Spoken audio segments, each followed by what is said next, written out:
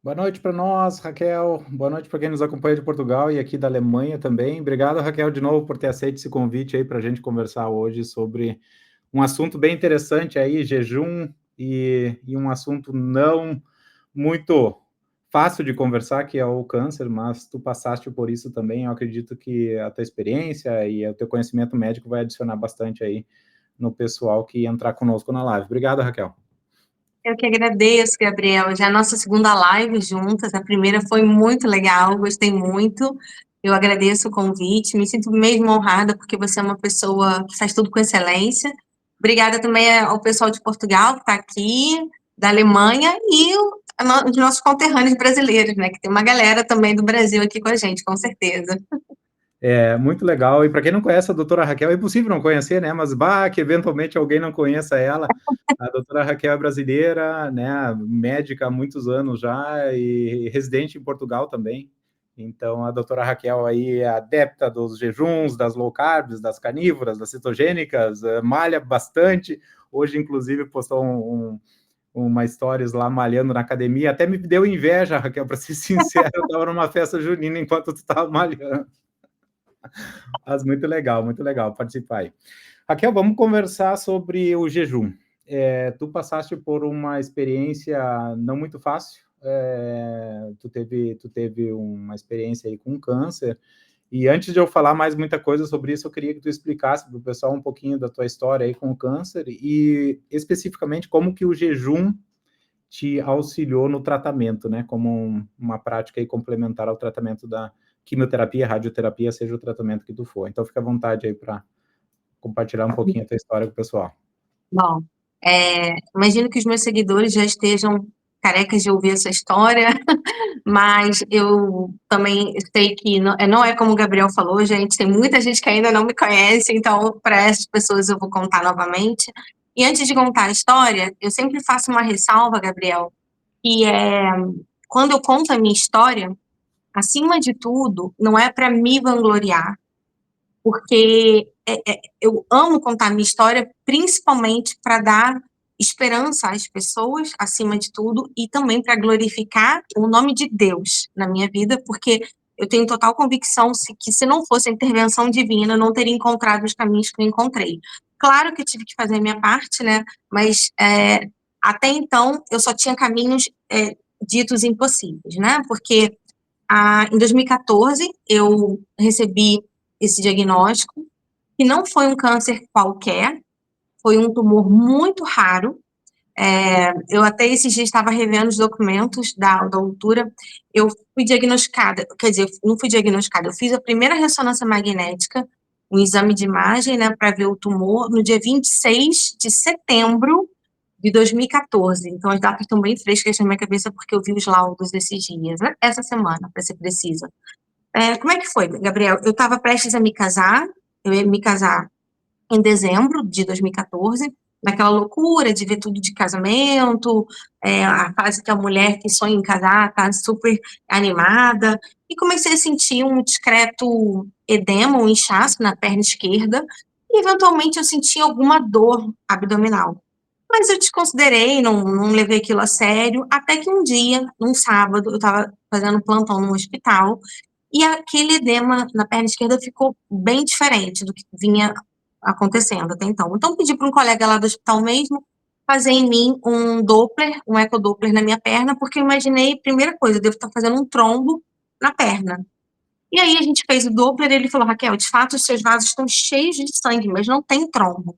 E aí ele sugeriu, vamos fazer aí um exame de imagem no abdômen? Eu falei, tá, beleza. A gente foi, na hora do almoço eu fiz uma tomografia abdominal.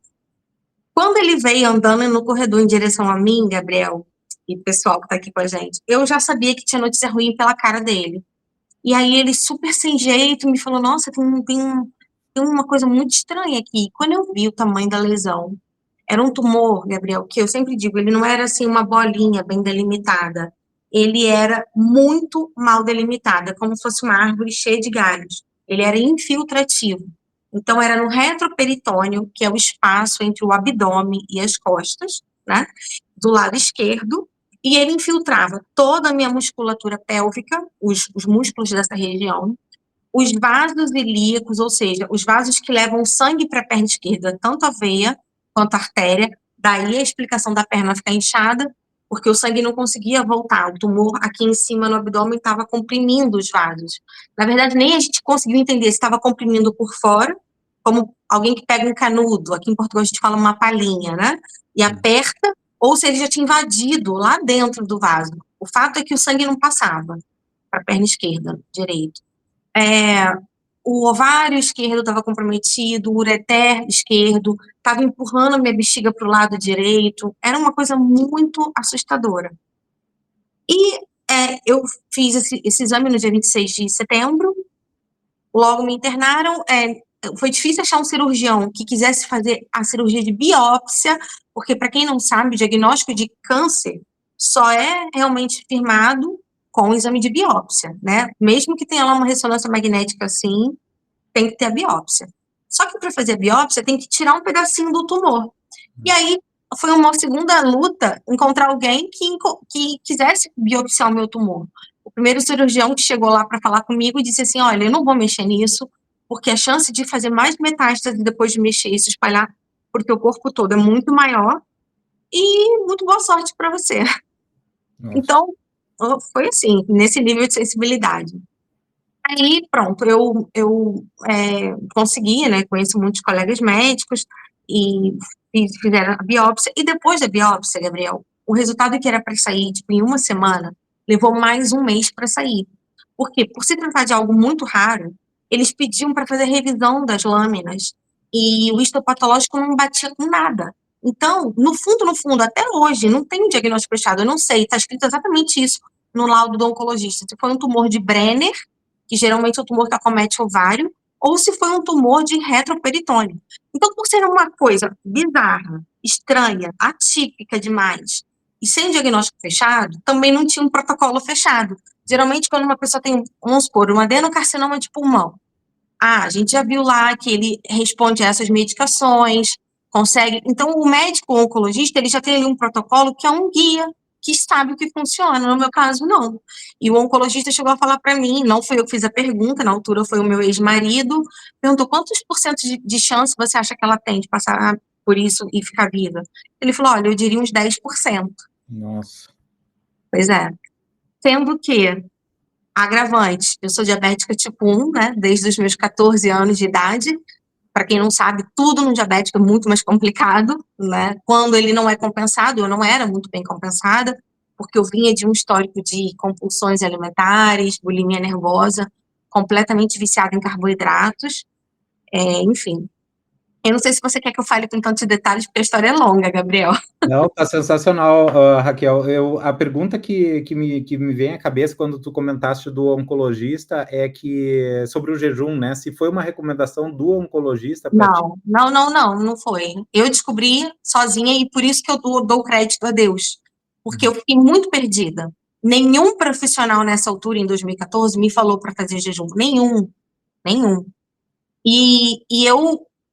O que aconteceu foi, para ir mais direto ao ponto, né? Eu, com esses 10% na cabeça, eu fiquei totalmente atordoada. Eu falei, caramba, eu vou morrer, porque eu sou diabética, eu sei que tudo é mais difícil no diabético, é uma coisa rara que tá completamente metastizada e era inoperável, porque se eles fossem me operar naquela altura, ia me mutilar toda, porque era um negócio imenso, né?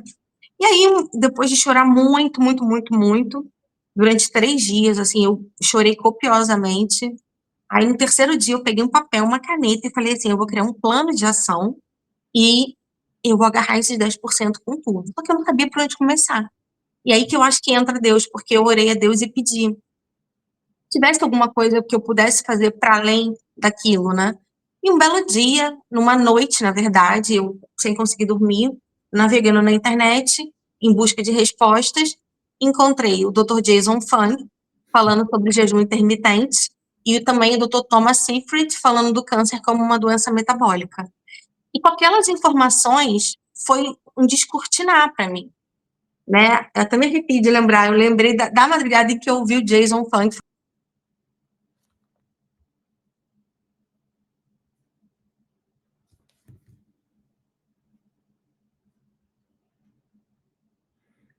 Ó, parece que a gente perdeu uma conexão aqui. Deixa eu ver se a gente consegue. Vamos esperar um pouquinho. Ah, a Raquel está entrando de volta. Acabou perdemos a conexão por um Pois segundo. é, Agora está tudo certo. voltou. Até onde você conseguiu me ouvir? Até o Jason Fung lá, que você... não, eu me arrepiei também quando tu comentou o nome dele, Raquel, porque eu li muitos livros dele, acho ele sensacional. E Não, Jason ele Fung, foi, ele para mim, inclusive, Gabriel, na altura, eu escrevi um e-mail para ele, pedindo ajuda, e ele foi muito, muito generoso, porque ele me forneceu uns vídeos bem amadores que ele tinha gravado, assim, que ele dava aula para, acho que eram os fellows dele lá na universidade, e ele compartilhou comigo. Então, eu estudei, né, aquilo. Na verdade, eu estava contando que no início eu achei ele doido, ficar sem comer, como assim, né? Mas ele conquistou a minha atenção com uma frase que até hoje eu me lembro. Ele disse assim: eu não tenho aqui nenhum viés religioso, mas eu quero te lembrar de uma coisa. Todas as religiões no mundo prescrevem o jejum como uma prática de purificação espiritual. Você acha que Deus ia te mandar fazer algo que faz mal para o teu corpo? Isso me impactou muito, porque eu sou cristã, a Bíblia fala sobre jejum o tempo todo, né? Eu falei, nossa, faz muito sentido, agora sim eu quero ouvi-lo, né? Por isso que eu acho que tem aí muita mão de Deus nisso tudo. E aí eu ouvi e comecei a estudar a fundo, fiz a formação dele, assisti tudo. Só que mesmo assim, em 2014, o Jason Fung, ele não... Quer dizer, eu não sei, eu pelo menos não tive acesso a essas informações. Calcular índice glicose cetona. Então, eu fiz de uma maneira, Gabriel, muito amadora e muito sem medir nada, sabe? Eu entendi qual era a base do jejum, entendi a importância, e entendi que na minha janela de alimentação, o que eu ia ter que comer? Fazer uma dieta muito cetogênica, uma cetogênica terapêutica, e me abster de alimentos. E foi aí que eu comecei. E aí, olha que interessante, foi bom, porque eu tenho datas para dizer. A primeira sessão de químio, né? Aí foi proposto o tratamento para mim, olha. Químio, primeiro, rádio, depois, e por último, a cirurgia, para tentar diminuir o máximo esse tumor e ver o que acontece. Eu fiz a primeira sessão de quimioterapia no dia 8 de novembro de 2014, ok? Eu cheguei a fazer, antes disso, levou mais de um mês para sair o resultado da biópsia, então, entre o 26 de setembro, que foi a primeira ressonância, até 27 de outubro, ou seja, um mês, eu fiquei sem tratamento, esperando sair o resultado das lâminas. Nesse um mês, eu ainda não tinha descoberto o Jason Fung, porque eu ainda estava naquele processo de, quando sair resultado, não vai ser câncer, vai ser qualquer outra coisa. A gente espera até o último momento, né? Então, eu me lembro que eu descobri o Jason Fung depois desse resultado, porque em 27 de outubro, eu fiz uma nova ressonância e mostrou um aumento do tumor. Então, de setembro para outubro, em um mês, o bicho aumentou. E eu sei que aumentou porque piorou muito, eu comecei a ter muita dor, coisa que eu não tinha até então. E aí, em algum momento do final de outubro, eu descobri o Jason Fung, comecei a fazer primeira sessão de químio dia 8 de novembro, e a segunda foi na semana seguinte, aí deve ter sido lá pro dia 13 e tal. Aí, no início de dezembro, eu quis fazer uma nova ressonância, eu falei com o oncologista, eu quero fazer um novo exame. Ele falou, não vai fazer exame muito cedo, você só fez um ciclo de quimioterapia, você vai se frustrar, porque não vai ter acontecido nada ainda. Eu sou médica, o que eu fiz, Gabriel? Eu mesma pedi o exame para mim. Excelente, prescrever o próprio exame. Esse laudo tá engraçado, que tá lá, doutora fulana e a paciente, é o mesmo nome, né, em cima e embaixo. E aí, Raquel, desculpa te interromper, mas daí nesse contexto aí, até tu fazer esse exame aí, quantos jejuns tu já fazia? Qual tipo de jejum tu fazia? Jejum intermitente ou jejum já prolongado? Como é que foi a tua estratégia aí? Eu fazia o intermitente de pelo menos 18 horas por dia, e aconteceu de fazer uma vez por mês, nesse primeiro período, eu fiz só uma vez por mês, um de 72 horas, porque como eu disse, o que aconteceu, Gabriel? Eu não tinha noção exata do que eu estava fazendo, medir glicose, glicose eu media pelo diabetes, mas não media o índice de cetona, não sabia nem calcular, saber se tinha um índice, e nem sabia da reposição de eletrólitos. Então, eu cometi um erro muito grave, que eu fui hemodiluindo. Então, eu bebia água com água, só, nos jejuns, Então, eu fui perdendo muito eletrólitos pela urina, né? Uhum. E até para fazer o de 72 horas me custou, porque lá para o final eu comecei a sentir muita fraqueza, falta de magnésio, falta de potássio, né? Falta de sódio. Então, como eu falei, eu fiz da maneira mais, assim, rudimentar possível, Uhum. sabe? É um erro muito comum, né, Raquel? E eu percebo assim, eu comecei a organizar esses eventos virtuais de jejum desde 2018, então já tem mais de 1.000 participantes. E desses 1.000 participantes para mais, eu posso te dizer que 80% já tinham feito jejum antes, jejum de 1 dia, 2 dias, 3 dias, mas nunca tiveram feito a reposição de eletrólitos. Alguns reportaram dor de cabeça, fraqueza, toda aquela coisa que a gente sabe da gripe cetogênica e tal. A gente vai entrar em mais detalhes na live sobre isso também para o pessoal.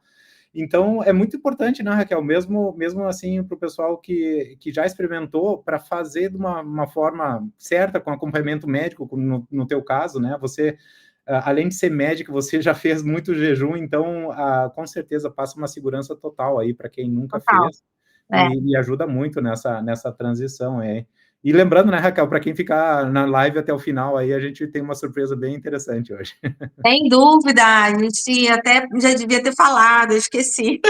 Não, tudo Pois bem. é, Continua aí gente. que a tua história está fascinante. Então, tu fazia o jejum intermitente 18/6 até o primeiro exame do Não, câncer. mas antes desse primeiro exame, eu cheguei a fazer também de 24. Aliás, aquilo que eu te falei, eu fazia de uma maneira muito assim, no início eu fui testando, eu comecei com 18, porque era um território muito novo para mim, né, para ver como eu me sentia. Aí me sentia bem, depois já fazia no dia seguinte, se eu conseguisse fazer de 20 horas. Sem falar, Gabriel, que eu tive que fazer tudo por minha conta, porque na altura eu sou usuária de bomba de insulina, né? Diferente de uma pessoa que não é diabética tipo 1, não tem que se preocupar com isso. Eu não, eu tive que começar a reduzir o basal de insulina da minha bomba, e eu pedi ajuda para uma endocrinologista na altura, ela falou que eu era louca e que eu ia entrar em cetoacidose diabética e ia morrer, que não era para fazer aquilo. Hum, Então, assim, eu fiz mesmo sem respaldo de ninguém que me seguia, sabe? Foi mesmo na força do desejo, da vontade de viver.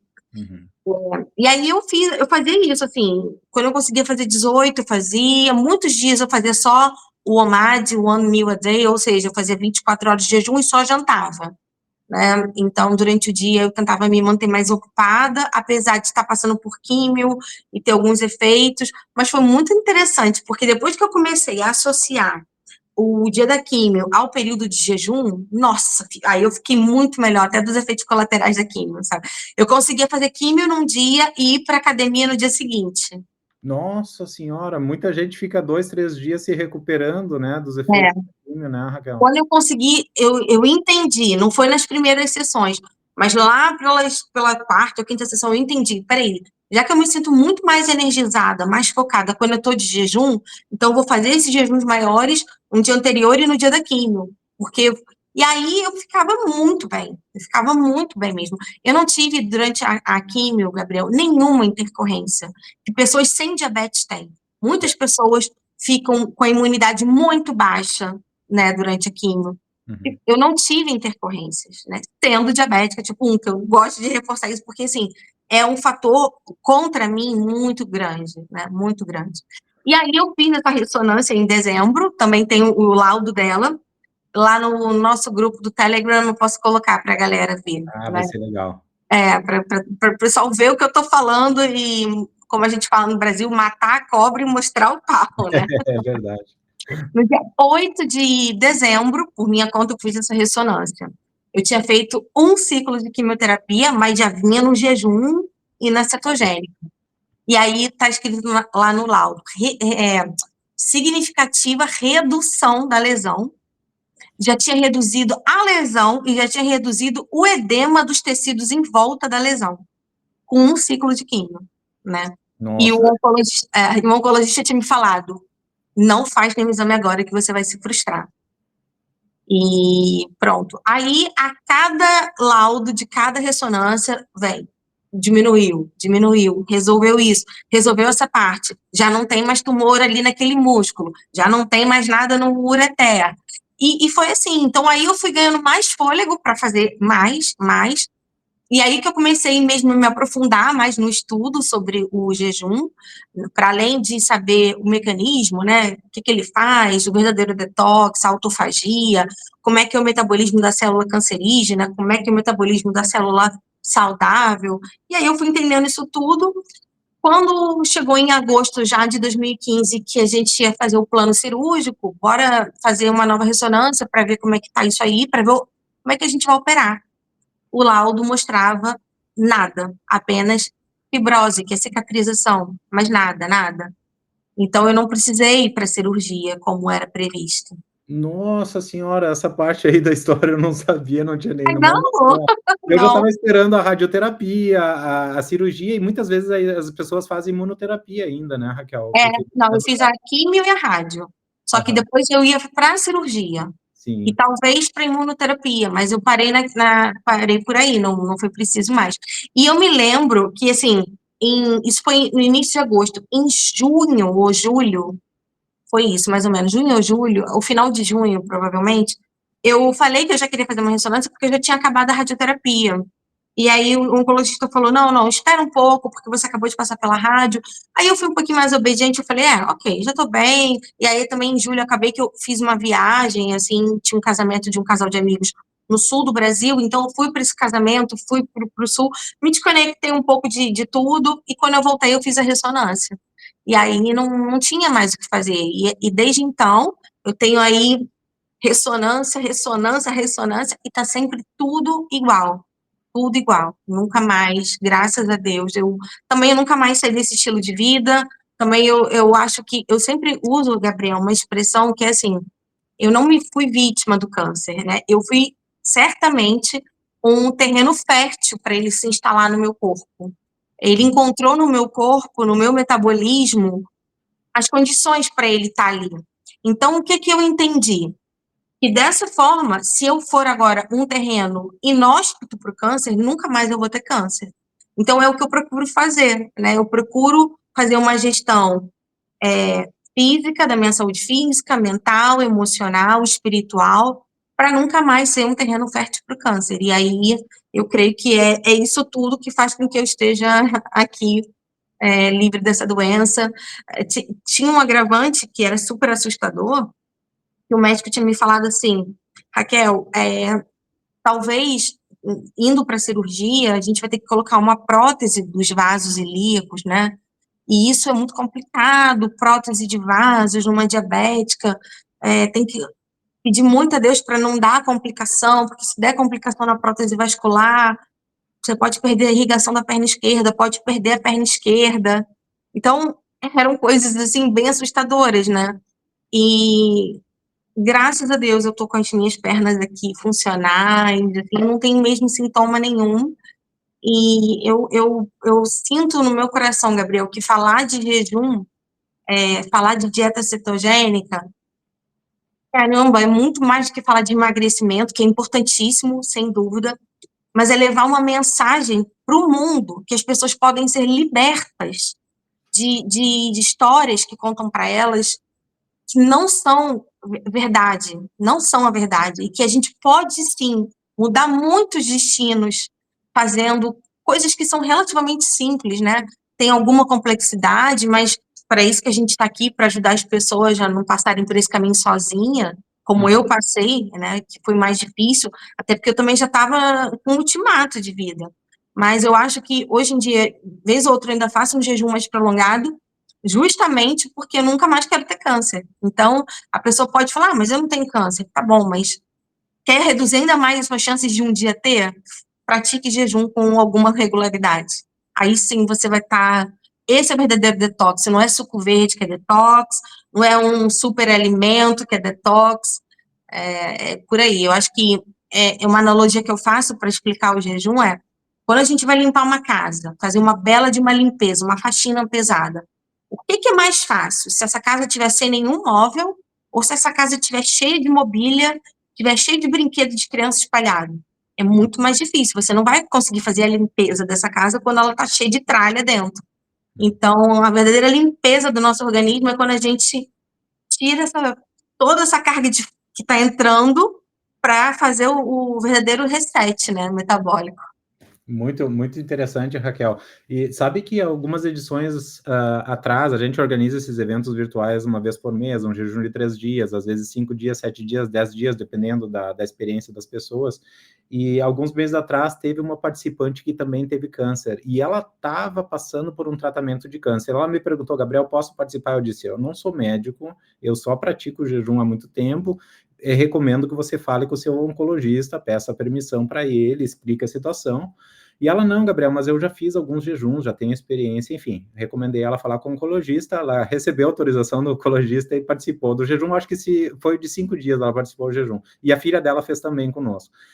E é engraçado, Raquel, porque essas pessoas, elas continuam reportando coisas similares que a gente escuta de pessoas que não estão passando por um tratamento de câncer, não têm problemas de diabetes, que é essa clareza mental, essa velocidade no raciocínio, esse bem-estar. Ela disse, Gabriel, o tratamento de câncer me judia muito, tem dias que eu fico muito cansada, de manhã cedo, logo que eu levanto da cama eu fico muito cansada. Durante esse jejum eu não tive esse sintoma. Então, assim, é muito interessante, né, Raquel, que a gente vai escutando história de outras pessoas e parece que cada vez vai confirmando mais o que a gente acredita e o que a gente se observa conosco mesmo, né?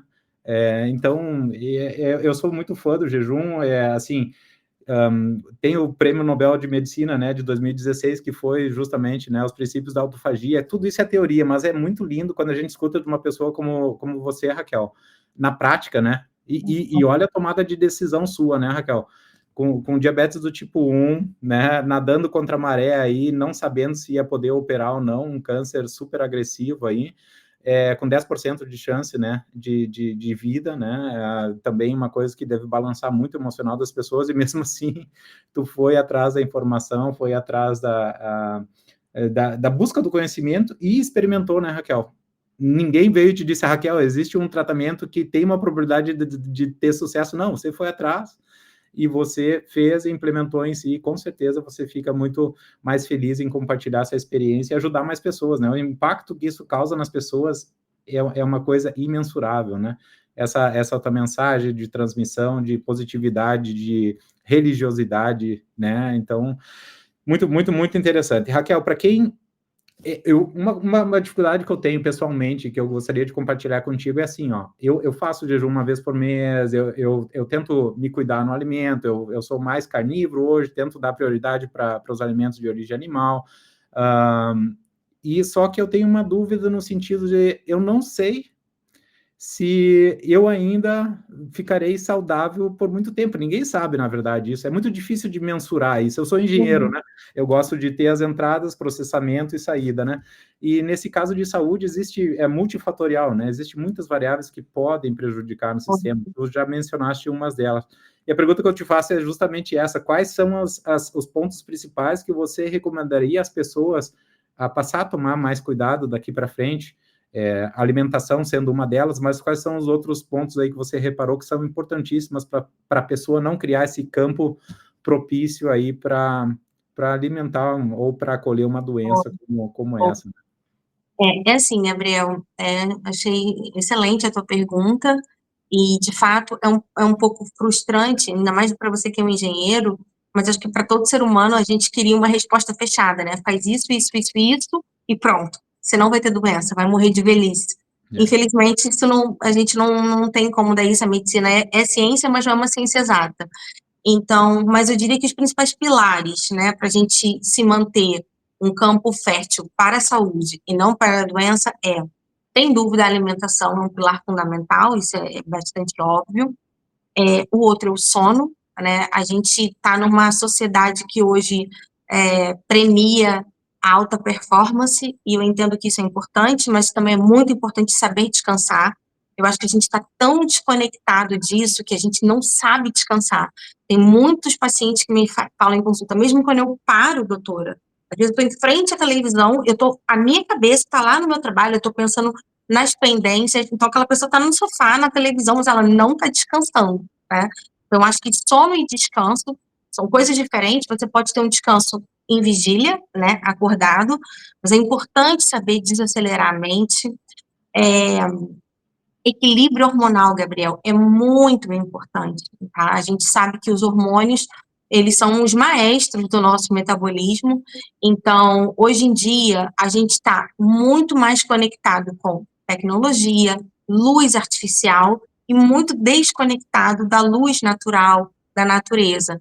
E parece que não, mas assim, muita gente não sabe, a Terra é um grande campo eletromagnético, né? É um grande imã. E aquela história de aterramento, do grounding, que hoje o povo fala assim, ah, botar o pé na terra, faz todo sentido do ponto de vista físico, né? Porque é a gente descarregar mesmo elétrons, né? Nosso coração tem um campo eletromagnético e quando a gente está o tempo todo estressado, sentado o dia inteiro, de frente para essas luzes brancas e azuis das telas, exposto à luz artificial, sem se expor à luz solar, por exemplo, os raios de sol, principalmente do amanhecer e do pôr do sol, são altamente anti-inflamatórios, né? Por isso que quando às vezes as pessoas vão à fisioterapia, os fisioterapeutas usam aquela luzinha vermelha, ela anti-inflamatória, aquilo ali é para mimetizar o que acontece no nascer do sol e do pôr do sol, que é de graça. Então, eu acho que essa gestão dos hábitos de vida como um todo, o que você come, eu digo que a gente não é o que a gente come, a gente é o que a gente absorve. E a gente absorve coisas pela boca, pelo olhar, pelo ouvido, pelo olfato e pelo tato. Tudo isso é superfície para coisas entrarem de fora, entrarem na gente. Então, a gestão emocional também é muito importante. Eu digo que quando eu parei de ver televisão e noticiário, a minha saúde mental melhorou muito, muito, muito. Isso também é parte do meu detox, sabe? Eu sei que está tendo guerra no Irã, em Israel, porque acabo que na rede social eu acabo vendo, mas se eu for entrar a fundo para ver aquilo, eu me envolvo, eu tenho acho que um nível de empatia muito grande, mas não prefiro. Eu entrei numa situação que algumas pessoas podem achar que é egoísmo, né? Mas eu procuro servir a humanidade de outras formas que não me agridam, porque eu não consigo às vezes estabelecer alguns limites. E isso também é uma outra coisa que eu acho que faz parte dessa pergunta. Estabelecer limites em relações, né? Em relacionamentos, seja com cônjuge, com colegas de trabalho, filhos, família, estabelecer bons limites de relacionamento, porque isso também, muita gente adoece na alma e o corpo manifesta geralmente aquilo que a gente não resolve na alma, que a gente cala. É muito, muito interessante que tu falaste aí sobre a televisão também, Raquel. Aqui em casa a gente não tem televisão. Quando a gente se mudou para casa aqui, o antigo proprietário tinha um projetor, um retroprojetor, então tem a parede branca, ele projeta lá, então tem o Apple TV conectado, tu assiste Netflix, assiste filme, mas para ligar a TV é uma logística muito diferente, tem que pegar 2, 3 controles, já dificulta bastante. E a gente acaba não assistindo TV aqui em casa. Enfim, é um hábito que a gente tem. De vez em quando a gente assiste uma série, um filme, alguma coisa. Só que sites de notícias é o tempo todo, né, Raquel? Assim, a gente é bombardeado, mesmo nas mídias sociais. Você está fazendo o scroll lá do Instagram, vem uma notícia lá, você vai ler. E aí, Raquel, uma vez eu li num livro o seguinte comentário, que é um comentário simples, mas me chamou muita atenção, que foi o seguinte, que a pessoa lendo a notícia, com certeza, ela vai ter uma empatia, ela vai ficar triste porque é uma tragédia que está acontecendo, é inadmissível, né, que em pleno século XXI ainda estejam tendo guerras no mundo, não dá para entender isso daí, mas o comentário era o seguinte, era uma pergunta, na verdade, você pode fazer alguma coisa contra a atual situação? Se a resposta for não, você não tem controle nenhum sobre a situação, então pare de consumir essas notícias Sim, porque está fazendo mal para você. E você perfeito. não está ajudando a humanidade. Foque no seu vizinho, foque em ajudar o idoso que não consegue carregar compra no mercado. São coisas pequenas que você pode fazer, mas está ajudando alguém. Eu achei sensacional, porque é justamente isso, né, Raquel? Tem pessoas que vivem tentando alimentar de notícias ruins. Na verdade, é coisa inconsciente, mas como é interessante perceber esse lado aí. Muito É legal. muito. A filosofia estoica fala muito sobre isso, Gabriel. Eu gosto muito de estudar um pouco do estoicismo por isso, porque eles falam muito sobre isso. Que a gente só deve gastar energia com aquilo que a gente de fato pode mudar. Aquilo que a gente não tem controle, ele não merece a nossa energia. Então, todos os dias, quando eu me vejo me envolvendo muito numa cena, eu penso nisso. Eu sou capaz de alterar o resultado final disso ou não? Porque senão eu nem vou ceder minha energia para aquilo. E esse filtro tem que ser treinado.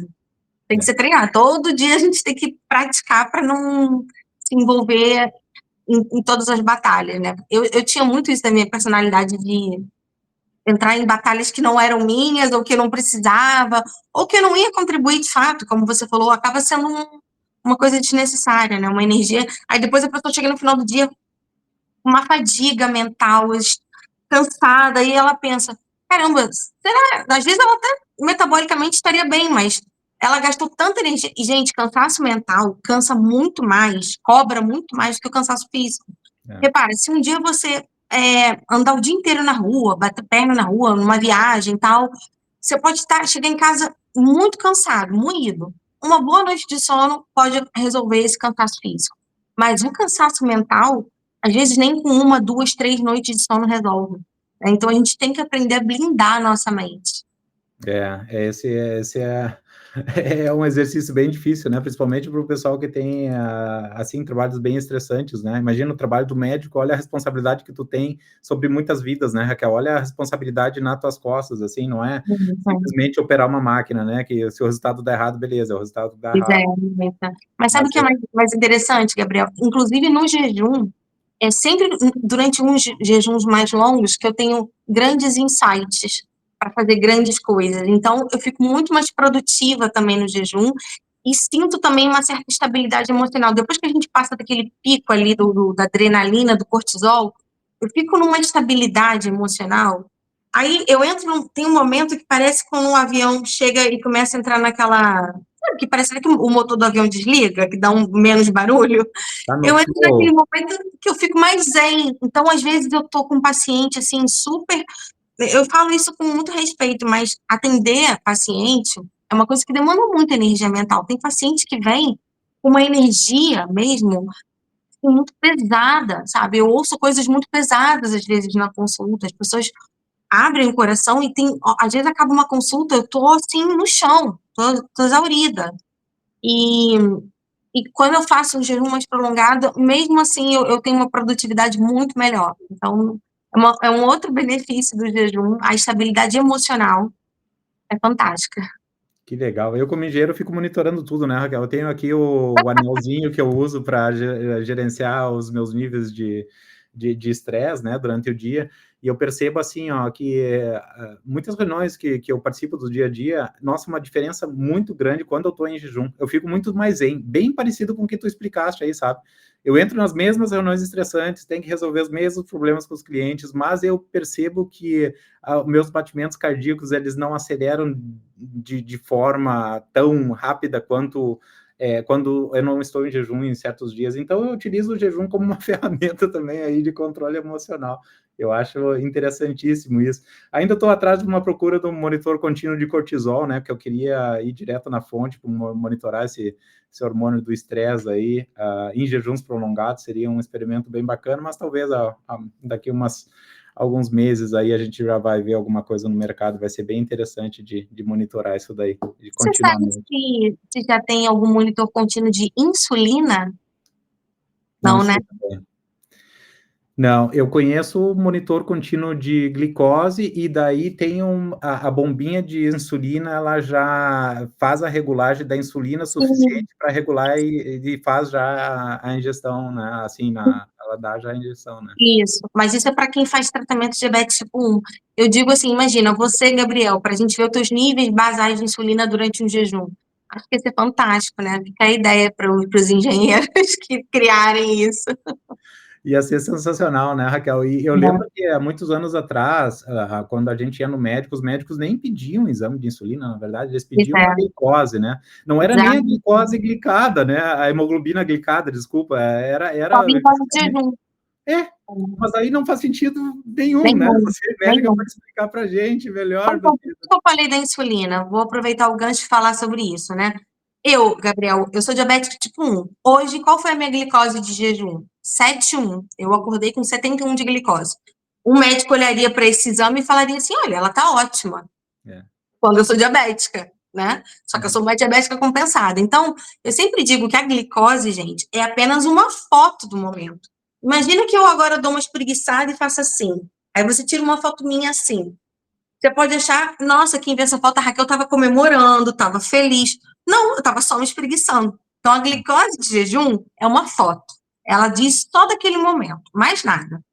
A hemoglobina glicada, diferentemente, já é um vídeo que filmou a sua glicose nos últimos 3 meses.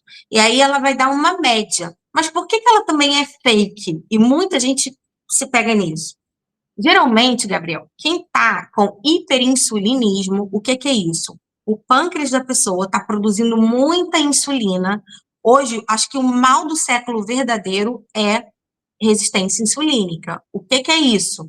Para mim, ela é a mãe de todas as doenças graves e crônicas que existem. Porque a insulina, gente, sendo produzida em excesso ao longo de muitos anos, ela vai gerar muitos problemas, não só metabólicos, como o próprio diabetes, que é o mais óbvio, estetose hepática. Hoje, a principal causa de transplante hepático no mundo é por conta de doença gordurosa não alcoólica, que começa onde? No excesso de insulina. Então, não é mais por conta de álcool que se faz transplante de fígado, principalmente por excesso de carboidrato, que leva ao excesso de insulina. Então, esse hormônio, a insulina, constantemente elevado, cria isso tudo. E aí, por que eu falei que a hemoglobina glicada não é um fator também tão fidedigno? Porque quem anda com hiperinsulinismo, em geral, faz crises de hipoglicemia sem saber. Eu já vi isso acontecer com várias pessoas no meu entorno, tá? Não são diabéticas, mas acabam de comer uma refeição farta em carboidrato, um prato de macarronada, passa uma horinha depois está com sintomas, coração acelerado, sudorese. Aí, como eu tô do lado, peraí, pego o meu glicosímetro, pico o dedo da pessoa. Já aconteceu isso com vários amigos meus, que não são diabéticos. 50 de glicemia, quando o limite inferior mínimo é 70, né? Ué, mas como assim, querido? Eu falo logo na hora, não precisa nem de exame, você está com hiperinsulinismo. Então, uma pessoa que está com muita insulina, o que acontece? O pâncreas dela já está trabalhando acima da média. Uhum. Come um prato de macarrão, muito carboidrato, para compensar, o pâncreas que já estava trabalhando aqui no nível alto, vai lá para cima. E aí, em resposta, depois essa glicose cai. Então, muitas pessoas estão com a hemoglobina glicada normal porque estão fazendo hipoglicemia, percebe? É como se fosse assim, é a mesma coisa, eu gosto muito de metáforas. Então, assim, imagina duas pessoas. Esse cara aqui trabalha todos os dias do mês e ganha 10 euros por mês. O salário dele no final vai ser 10 vezes 30, 300, certo? Uhum. Esse cara aqui, ele trabalha dia sim, dia não, mas ganha 20 euros por mês. No final do mês, ele trabalhou 15 dias vezes 20, vai dar os mesmos 300. Então, se a gente pegar a média dos dois, é igual. Só que é muito diferente você fazer 0 num dia e 20 no outro. 0 num dia, 20 no outro. Enquanto o outro faz 10, 10, 10, 10, 10. Então, a hemoglobina glicada não mede um dado muito importante, que é a estabilidade glicêmica. Para muito além de você ter uma média de glicose boa, eu mesma, Gabriel, sou diabética e de vez em quando faço uma hipoglicemia, a glicose vai a 40, 50, daqui a pouco libero hormônios contrarreguladores e eu tenho que comer algum hidrato, daqui a pouco minha glicose está em 200. É. Então, é legal você ter 40 e 200? Não, é péssimo. Né? Então, a gente, para saber se tem hiperinsulinismo ou não, tem que fazer a tal da curva glicoinsulinêmica, que é chata de fazer, ou, né, usar um monitor, mas o monitor não vai ver os níveis de insulina. Por isso que eu perguntei há pouco se já existe um monitor contínuo. Porque eu tenho muito paciente, Gabriel, que chega para mim na curva com a glicose sempre normal, porém às custas de muita insulina. E essa é uma outra vantagem incrível do jejum. No jejum, os níveis de insulina descem muito rápido, descem mesmo muito rápido. Eu usava na bomba, então eu conseguia ver, né? Quando eu estava fazendo jejum mais prolongado, inclusive, eu às vezes desconectava a bomba do meu corpo e ficava 8 horas sem bomba no corpo. Não precisava de insulina nenhuma, durante boas horas. E o basal que eu usava, eu me lembro claramente até hoje, eu reduzi ele em 70% em relação a antes. Então, eu hoje, inclusive, por fazer jejum com frequência, eu uso um basal de insulina muito baixo, 70% menor do que eu usava antes de fazer cetogênica. Nossa, já tem dois aspectos de economia para quem está querendo economizar, né? Economia na Economiza a insulina e insulina. no alimento também, né? Caramba, é isso que eu falo, jejum. Sabe por que a gente nunca vai ver, Gabriel, o povo falando de jejum no mainstream? Por isso. Porque você não tem que pagar nada, você economiza em comida, você economiza na insulina, você ganha mais tempo de produtividade. Não é só mais foco. O tempo que você não tem que estar cozinhando, limpando a cozinha. Uhum. Então, assim, a quem beneficia o jejum? Para além, eu digo, para quem vende alguma coisa, não beneficia, né? Esse mainstream não ganha nada. Yeah. Pelo contrário, então a gente nunca vai ver o povo falando tanto assim do jejum. E uma vez que se faz, né, Raquel, vai se fazendo de forma recorrente, a gente vai ficando cada vez mais adaptado no sentido de menos dependente do alimento, né? Eu comecei recentemente, há um mês mais ou menos, a trabalhar numa nova empresa aqui, e daí no início de empresa é tudo muito difícil, né? Conhecer novas ferramentas, processos, conhecer as pessoas, participar de várias reuniões para aprender o máximo possível para começar a contribuir. E o que eu faço é de segunda a sexta, não, de segunda a quinta-feira, na verdade, eu trabalho no escritório e aí eu não almoço. Então eu levanto, passeio com o cachorro de manhã, a gente passeia 1 hora, e aí chego em casa, tomo banho e vou para o trabalho. E aí eu vou fazer a minha primeira refeição à noite com a família em casa, a gente janta junto, conversa. Então, mas pensando na época que eu vivia na Carbolândia, seria impossível fazer isso, porque eu estava com fome a cada 3 horas, né? Então, o jejum ele te dá uma ferramenta assim de liberdade, na verdade, né? Tu não precisa ficar Totalmente, pensando no alimento o tempo todo, né? totalmente. Você falou, eu lembrei na época que eu fazia plantões em urgência no início da minha carreira. Antes do plantão, meu Deus, o tempo que eu gastava, porque eu era marmiteira das 3 em 3 horas. E comia pão integral, low fat, iogurte sem gordura. Então, no dia anterior ao plantão, Gabriel, eu tinha que montar o meu equipamento de sobrevivência no plantão, né? Eu me lembro que teve uma vez que eu estava a caminho do hospital, quando eu estava quase chegando, eu falei, meu Deus, esqueci toda a minha marmita. Eu voltei. Hoje em Desespero. dia, se acontecesse, olha, eu vou fazer um jejum de 24 horas, tranquilão, tô de boa, sabe? E aí é muito isso também, você falou uma coisa, uma chave, dependência do alimento. Eu ficava dependente, pensando, será que se eu for lá vai ter o que eu possa comer, o que eu não posso? Caramba, hoje em dia, tipo, é tranquilo. Se eu for em algum lugar e não tiver o que comer, tá tranquilo, eu vou conseguir esperar. De vez em quando é normal, né? Vem uma fomezinha, mas a fome também vem em ondas, né? A fome vem em ondas. Se você dá uma ignorada naquela hora ali, ela passa. Depois você já nem tá mais com vontade de comer nada, não tá com fome de verdade. E o jejum é muito também educativo nesse aspecto, porque hoje em dia a maioria das pessoas padece porque não tem fome excessiva, tem vontade de comer o tempo todo. E, Uhum. e no jejum a gente começa a ter esse autoconhecimento. É fome? É vontade de comer? E assim, fome a gente até pode respeitar. A vontade de comer a gente não pode negociar com a vontade de comer. A gente tem que ser firme com ela, né? Principalmente quando a gente está cansado do trabalho, né? Falta energia, a gente não pensa racionalmente, né? Devo comer ou não? Na verdade, é impulsivo, né? Então, o jejum é mais uma ferramenta para a gente ter essa autorreflexão aí, essa consciência. Aqui eu estou vendo muitos comentários no YouTube aqui, difícil de selecionar um comentário para colocar. Deixa eu pegar um do Samuel aqui, que nos segue Pega já aí. há muito tempo. Olha só que interessante. Apneia, ronco, refluxo, estatose hepática, pressão, triglicerídeos de 93 quilos para 71, tem 1,67 m. Muito obrigado. O Samuel, só para te dar um contexto, Raquel, o Samuel segue carnívora, cetogênica, low carb, ele acompanha muitas lives, né? E é um cara muito estudioso, troquei algumas mensagens com ele, um cara que estuda bastante, mas olha só que diferença na vida de uma pessoa que vai atrás da informação, né? Parabéns, Samuel, parabéns. Olha quanta coisa, gente. A apneia do sono. Sabe que a apneia do sono aumenta muito o risco cardiovascular. Muitas pessoas não sabem disso. Então, mulheres, se você tem um marido do seu lado que ronca durante a noite, perde o fôlego, né? Daquela sensação de que a pessoa está se afogando. O risco cardiovascular do seu marido, se ele faz isso, está muito aumentado. E aí o excesso de gordura aqui em volta dessa musculatura faz com que a pessoa tenha colapso mesmo, colaba a glote, a faringe, desculpa, a laringe da pessoa e ela tem a sensação de estar se afogando. Parabéns, Samuel, muito legal. Muito legal. Vou colocar mais um aqui só para Muito. da Mariane. Toda live da doutora Raquel, eu vejo a história dela é incrível. Ó, eu sou seguidora aí, Ah, Mariane. obrigada, Mariane, pelo carinho, fico contente. Raquel, tô olhando o relógio, tá na hora de anunciar o nosso jejum. Vamos falar para essa Bora, galera. bora presentear essa galera que está aqui com a gente. Olha só, gente, do dia 24 ao dia 26 de junho, a gente vai estar fazendo um jejum virtual. Então, a Raquel topou esse desafio aí conosco e a Raquel também se colocou à disposição aí para ajudar, né, durante esse jejum de 3 dias, passando dicas diárias, respondendo a todas as perguntas. Como é que vai funcionar? Deixa eu colocar aqui o site para vocês. Vocês entram no site jejum.top, não precisa do www, mas quem está acostumado pode digitar também.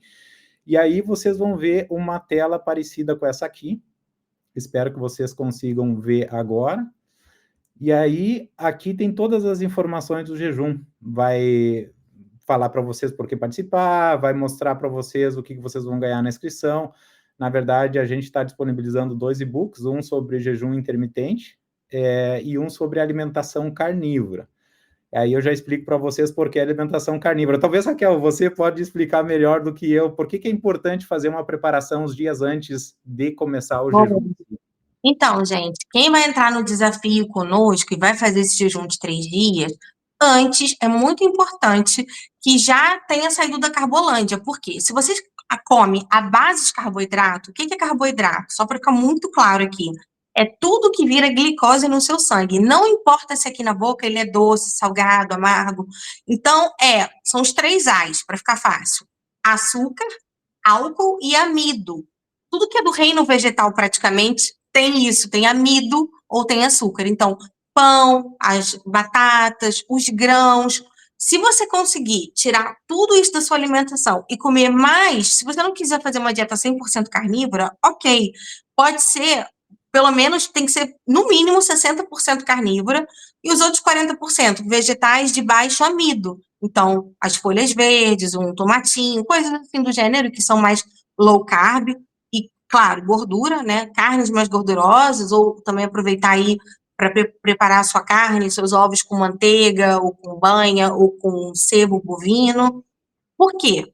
Isso vai começar a ajustar o seu metabolismo para justamente baixar a insulina, porque a insulina alta dá muita fome, e aí você vai começar a ficar muito mais saciado e vai estar com o metabolismo preparado para estar nesse jejum conosco sem passar mesmo mal e conseguir manter. Então, para isso, já o ideal seria amanhã, que amanhã vai ser exatamente 7 dias antes do jejum. Então, o ideal é isso, quanto antes começar melhor. Para quem ainda não está. Quem já está, ótimo, é só manter o que está fazendo. Mas uma alimentação onde os carboidratos tem que ser quase zero ou muito baixo, pelo menos aí no máximo 10, 20% da sua ingestão calórica. O resto, proteína e gordura, não se esqueçam. Perfeito, Raquel. E quem fizer a inscrição, pessoal, vocês vão receber um link para uma comunidade no Telegram, é um grupo fechado, evidentemente, para quem se inscreve. E nesse grupo aí vocês já vão poder baixar os 2 PDFs dos e-books e a gente já vai compartilhar, né, Raquel, dicas muito, muito antes do jejum começar. Então, nos próximos dias a gente já vai começar a compartilhar mensagens do que você tem que cuidar como preparação, como a Raquel falou aí também, e também a reposição dos eletrólitos, né, Raquel? A gente vai estar compartilhando aquela fórmula linda lá dos eletrólitos, principalmente para quem está no Brasil, que consegue manipular, né, Raquel? Aqui na Europa é tão difícil manipular, né, essas coisas bonitas aí que a gente vê, né? Aqui em Portugal, eu sei que já é possível, eu consigo, muitos pacientes conseguem. Mas no Brasil realmente é muito mais fácil. Mas também, para quem não conseguir, a gente sempre tem um plano B, podem ficar descansados.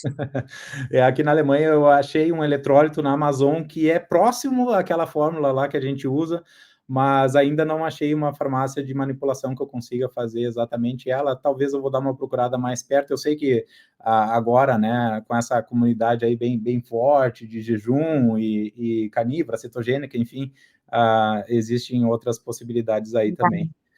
Então, pessoal, a Para o pessoal, o presente de quem está na live. Exatamente, exatamente. Nós temos aqui também, para quem ficou na live até o final, como a gente falou, na hora da descrição, pessoal, vocês vão ser redirecionados para a página da Hotmart, né, que é a plataforma que a gente utiliza para os eventos virtuais, e aí vocês só utilizam o código LIVE20, vocês vão receber 20% de desconto automaticamente descontado da plataforma, e vocês podem efetuar o pagamento e já entrar nessa comunidade do Telegram. Eu e a Raquel vamos estar lá 24 horas para vocês durante os 3 dias, né? Então, fique à vontade de mandar perguntas. A gente tem um grupo num chat aberto, na verdade, onde todos os participantes conseguem ler as dúvidas de todos os outros participantes, isso eu acho muito legal. E mesmo assim, quem tiver dúvida e não se sentir à vontade de compartilhar a pergunta na comunidade, vocês vão ter acesso também ao meu Telegrama privado e da doutora Raquel também. Fique à vontade de mandar uma mensagem. Obviamente, a gente vai responder quando a gente puder dar uma atenção, mas uma vez por dia, né, Raquel, a gente vai dar uma olhadinha lá e vai responder todas as perguntas para o pessoal ter uma experiência bem bacana aí com o jejum, e é uma ferramenta, né, Raquel, que quem aprende uma vez não precisa estar entrando sempre Não, é nos uma vez só para exercícios. depois pegar o caminho e seguir sozinho. Eu quero aproveitar, Gabriel, só para fazer um disclaimer aqui, é o seguinte, muitas pessoas têm falado, tentado marcar consulta comigo, minha agenda agora está para outubro. Por exemplo, se você hoje ligar para minha secretária, amanhã no caso, quero agendar uma consulta com a doutora Raquel, só em outubro, né? Então, essa é uma grande oportunidade de você ter algum tipo de acompanhamento meu, claro que não vai ser consulta médica, né? Não estou dizendo que é consulta, mas é uma forma de quem não pode esperar ou não pode nem sequer pagar por uma consulta, porque o valor que nós colocamos para esse grupo de jejum é simbólico, gente. Você não gasta isso numa ida a uma pizzaria, né? Então, no Brasil, do jeito que as coisas estão, é uma forma de você ter um acompanhamento meu um pouquinho mais de perto e pronto. Depois, como o Gabriel falou, seguir sozinho o seu caminho. Tem a pessoa perguntando aqui as datas de novo, eu vou colocar aqui para quem não pegou, dia 24 a 26 de junho. É Então, segunda, terça e quarta, né? exatamente. Nos Da outra semana, sem ser amanhã. Exatamente. O que a gente vai fazer no dia 23 de junho, às 18 horas, a gente vai fazer a última refeição, né, Raquel? Então, como tem participantes do mundo inteiro, tem as edições passadas, entrou o pessoal dos Estados Unidos, Austrália, Canadá, então a gente recomenda do pessoal fazer no fuso horário local, né? Então, Isso. 18 horas do horário local de vocês, a última refeição, vocês já vão receber dicas nossas aí do que comer nos dias que antecedem o jejum. E também na quebra do jejum, né, Raquel, que é uma pergunta, assim, que Claro.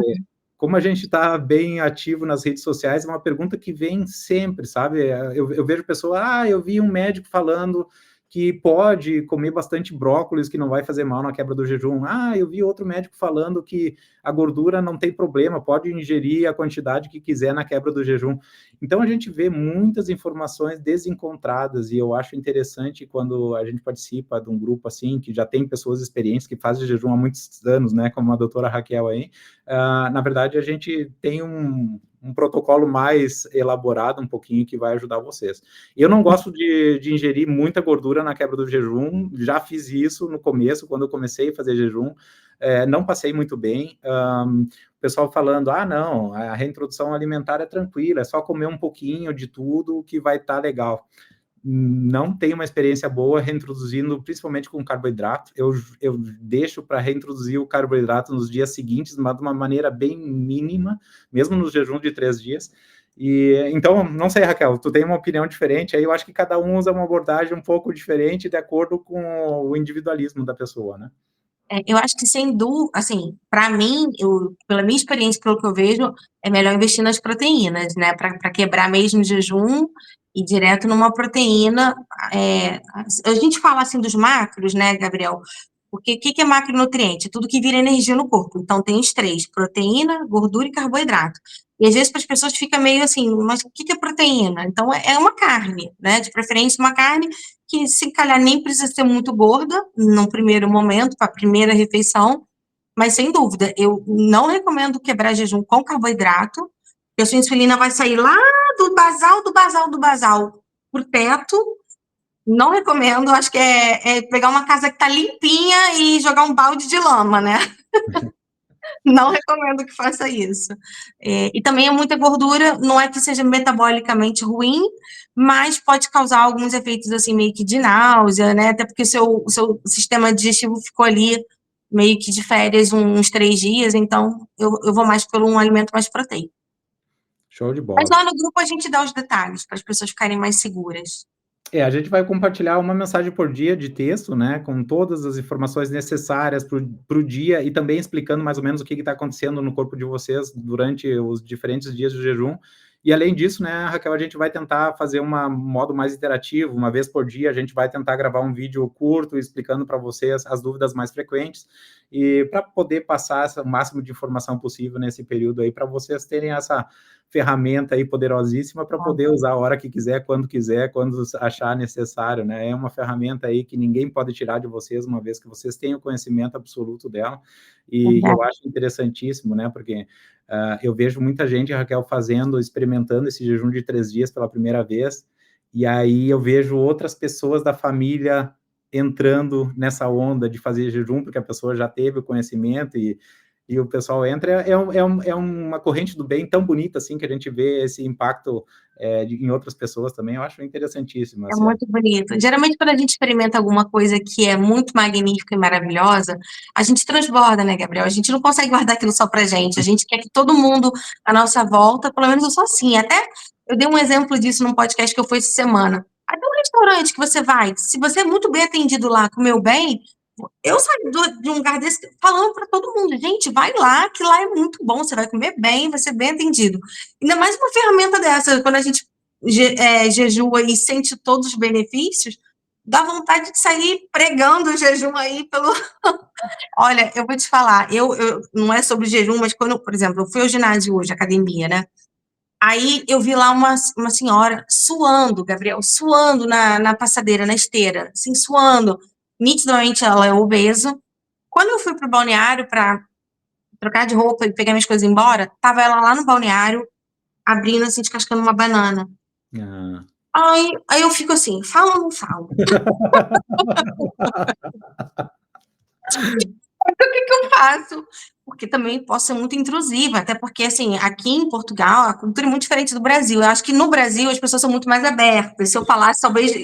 Mas eu vi também que ela era portuguesa, eu fiquei assim, mas eu me coço, eu tenho que segurar a boca com a mão para não falar.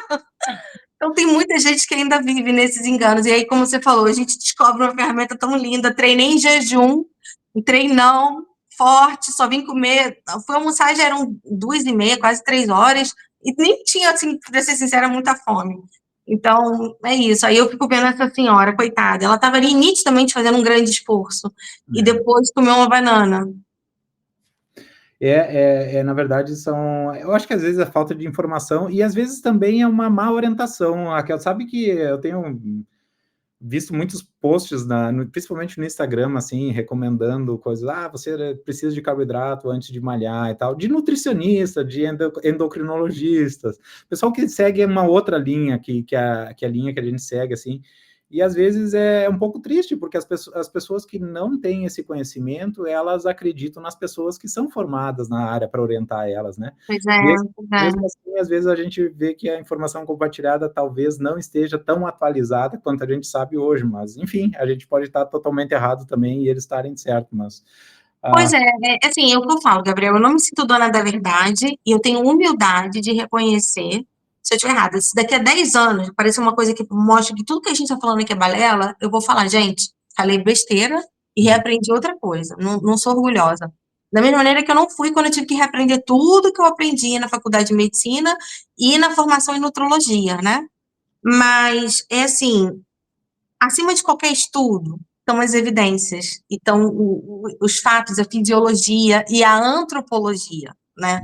Se a gente olhar para os nossos ancestrais de verdade,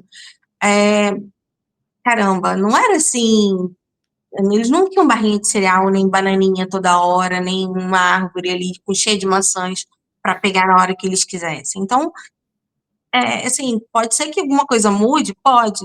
E uma coisa importante, Gabriel, que eu acabei esquecendo de mencionar, é que o câncer, de certa forma, trouxe para mim essa visão toda metabólica, e eu acabei sendo curada não só do câncer, eu fui curada da compulsão alimentar e da bulimia nervosa, né? Oh, Porque eu passei anos em psiquiatra, em nutricionista, tomando remédios de tarja preta, e eu não resolvia. Com o jejum, com a dieta cetogênica, eu realmente fui curada. Então, eu fui curada 3 em 1. Eu deixei de ter câncer, eu deixei de ter compulsão alimentar, eu deixei de ter bulimia. Então, assim, por quê? Porque o meu corpo nem pede mais por carboidrato. O meu cérebro não pede mais. essa dependência, o açúcar, o carboidrato em si é droga, embora não seja reconhecido como tal oficialmente, ele se enquadra em todos os critérios de droga, causa dependência. Muita gente fala assim, não, mas eu não sou não, eu consigo parar a qualquer hora. Então tenta parar. Tenta parar e me diz se você não vai ter uma dor de cabeça, se seu humor não vai ficar meio irritado, se você não vai ficar com o humor meio deprimido. Se você ficar, é porque você tem dependência do carboidrato, sim. Uhum. Olha só, tantos benefícios, né, Raquel? O primeiro que vem na nossa cabeça é a perda de peso, né? Eu acho que a maioria do pessoal tenta fazer jejum porque precisa perder aqueles quilinhos a mais que tem, né? Às vezes a pessoa tem muitos quilinhos a mais e tenta fazer um jejum mais prolongado ainda, né?